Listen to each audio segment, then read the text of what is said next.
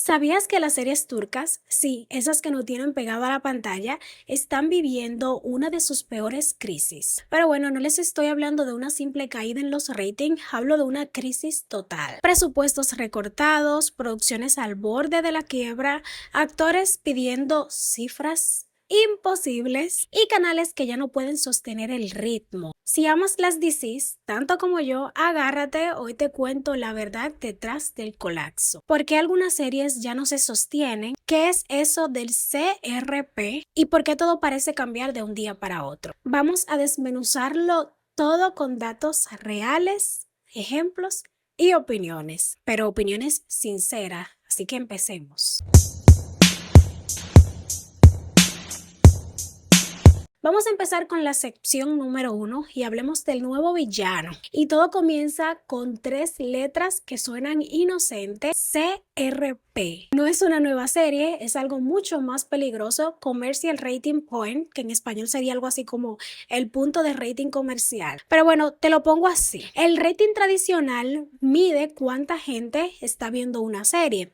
El CRP mide otra cosa clave: cuánta gente se queda viendo la tele durante los comerciales. Y eso, señores, altera todo el negocio porque los anunciantes pagan para que la gente vea su publicidad.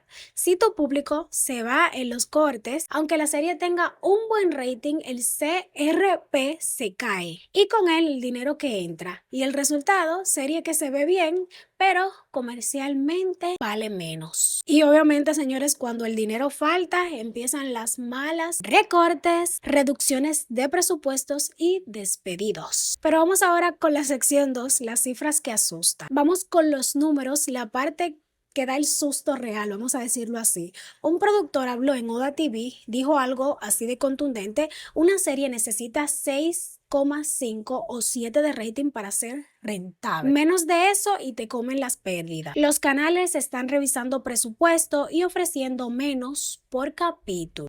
Antes se hablaba de 25 a 28 millones de liras por episodio. Ahora la oferta está entre los 16 a 18 millones. Y hay más. Los pagos por parte de los canales tardan entre 75 a 90 días. ¿Y qué significa eso? Te estarás preguntando que los productores deben de financiar los primeros 13 episodios de su propio bolsillo, señores. Sí, lo escuchaste bien, 13 episodios. Eso puede suponer más de 200 millones de liras para que una serie turca salga al aire. A eso súmale que los actores top piden entre 2,5 a 3 millones por capítulo y muchas veces hasta 4 millones.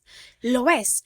Es una ecuación que no cierra si el dinero de la publicidad no entra. Pero vamos ahora con el cambio de audiencia, la sección número 3. Aquí hay otra pieza del rompecabezas. El panel de mediación cambió. Antes las mediaciones se basaban más en áreas urbanas. La audiencia AB y ABC1, que es la que interesa a los anunciantes, pues ahora se incorporaron más localidades rurales y zonas que antes no se contabilizaban tanto. Y bueno, te estarás preguntando qué pasa con eso. Que las series dirigidas a audiencias urbanas pierden valor comercial. Aunque suban un rating total, un productor lo resumió así: agregaron pueblos al centro y con el tiempo los pueblos pasaron a dominar. Las marcas que buscan consumidores urbanos dejan de ver la televisión como su mejor inversión y migran a lo digital. En resumen, el panel cambió, el público real que cuenta las mediaciones cambió y los anunciantes decidieron mover su dinero a plataformas digitales. Pero vamos con la sección 4, el efecto dominó. Menos anunciantes, menos ingresos, presupuestos recortados, calidad en riesgo y más cancelaciones. El efecto dominó es real. Hay series que ni llegan al episodio 10, otras sobreviven con menos equipo, menos días de rodaje, menos decorados. Y ojo, las series que sí sobreviven son las que venden al exterior. Si no consiguen compradores internacionales, está condenado a morir pronto. Por eso, muchas producciones ahora se piensan con el mercado latino. España y Medio Oriente en la cabeza. Nosotros los fans internacionales somos cada vez más importantes para la supervivencia de estas producciones. Pero vamos con la sección 5, las excepciones. No todo es ruina absoluta, existe una excepción gigante llamada TRT, el canal estatal. Ellos reciben subsidios y pueden sostener series con rating que en canales privados sería un desastre. Un ejemplo, un 3% de rating quizá no es un problema para TRT, pero en una privada con ese número te cancelan en semanas. Eso crea una competencia desigual. Las productoras pequeñas no pueden luchar y solo algunos pocos grandes jugadores con recursos sobreviven. Vamos con la sección 6, los actores estrellas. Los actores top son una bendición y una maldición financiera. Muchos cobran cifras locales que pueden comerse el 30 y 40% del presupuesto de un capítulo. La solución, algunos productores apuestan por caras nuevas, más económico, pero eso implica un riesgo de audiencia. Las estrellas atraen público, pero también arruinan cuentas si el CPR no acompaña. Es un dilema. Necesitas estrellas para vender fuera, pero las estrellas te pueden dejar en bancarrota si la serie no pega. Vamos con la sección número 7. Pagos y plazos. Otro punto crítico, los plazos de pago. Las productoras reciben el dinero con 75 a 90 días de retraso.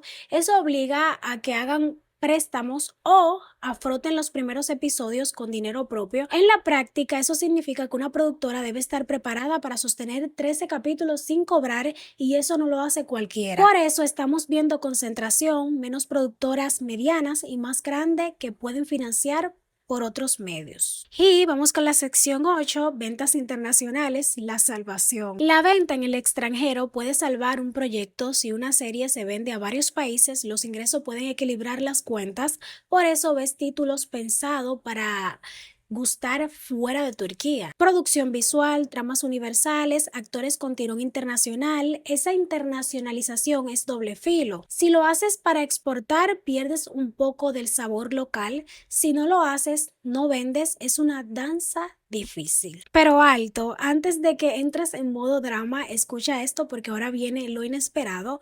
Hoy salió un artículo que dice que las cosas están cambiando otra vez, pero por la buena. Parece que el inicio de la nueva temporada trajo una ola de producciones nuevas que están enganchando a la audiencia turca de nuevo. Sí, la gente está volviendo a la TV. Los canales lanzaron drama, romance, thrillers y comedias con una calidad superior y en redes, sobre todo en X o anteriormente Twitter, la gente comenzó a decir: volví a ver televisión. Un tweet lo resumió perfecto: lo juro, hace años que no veía TV y ahora volví a hacerlo, gran logro. Y a partir de ahí miles más se sumaron. Entre las series que están explotando en comentarios están Saktecalar, Ben Lehman, Kiskamak, Genetin Shokuklari, Beliat, Guler Begunalar, Ainadakit Javansi, todas compitiendo por el prime time. Incluso fans confesaron que se encargarán de ver 5 a 6 series al mismo tiempo por la calidad que están ofreciendo. Lo curioso es que esto ha desplazado un poco a producciones que parecían intocables como Sak Shahir, Kishilit Sherbeti, no porque esas perdieran calidad, sino porque las nuevas llegaron más potentes en guión, casting y producción. Y ojo, gran parte de esto se debe a que algunas grandes estrellas regresaron de las plataformas digitales a la televisión y su regreso trajo espectadores con ellos. La moraleja, la tele no está muerta, se está reivindicando con propuestas nuevas y audaces. Pero hace una temporada anterior se veía bastante triste la cosa. En otras palabras, la tele puede volver a ser grande, pero con reglas distintas. Familia, espero que ustedes hayan entendido todo lo que les comenté aquí en este video.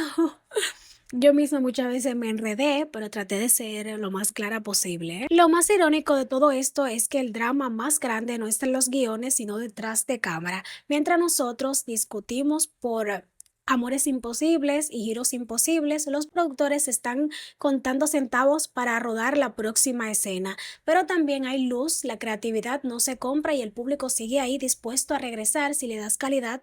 Puede que estemos viviendo el final de una era, pero también estamos frente al comienzo de otra. Con trabajos, ideas, estrategias, las series turcas pueden reinventarse y volver aún más fuertes. Si alguien puede hacerlo, son ellos, porque tienen talento, historia y un público que los ama. Así que ojo, esto no es el funeral de las series turcas, es una temporada que cambió y yo sinceramente tengo esperanza. Y bueno, mis amores, ¿qué piensan ustedes? ¿Creen que esto es el final de de la era dorada turca o el nacimiento de una nueva era? Déjenme sus opiniones ahí en los comentarios, suscríbanse si aún no lo han hecho y denle like si les gustó este análisis. Nada, me despido, síganme en mis redes sociales, el link en la caja de descripción que los va a llevar directo y nos estaremos viendo en otro próximo.